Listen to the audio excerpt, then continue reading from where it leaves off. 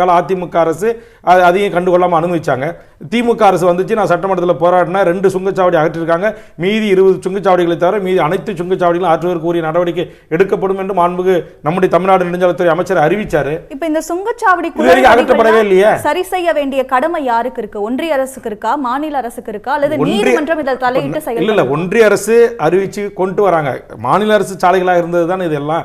மாநில அரசு சாலைகளை நம்ம ஒன்றிய அரசுக்கு கையளிக்கின்ற போதே நாங்கள் சுங்கச்சாவடி அமைக்கிறதுக்கு நாங்கள் அனுமதிக்க மாட்டோம் அப்படின்னு அங்கே நம்ம மாநில அரசு ஸ்டெடியாக இருந்திருக்கணும்ல. கடந்த கால அதிமுக ஆட்சியில் இன்னைக்கு பல மாநில சாலைகள் தேசிய நெடுஞ்சாலை ஆக்கப்பட்டன.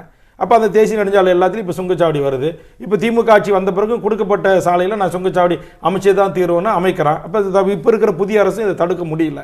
அப்போ இது ஒன்றிய அரசுக்கிட்ட நம்ம டேர்ம் கண்டிஷன்ஸில் நாங்கள் சாலையில் உங்களை கொடுக்குறோம், நீங்கள் எங்கள்கிட்ட வசூல் பண்ணக்கூடாது.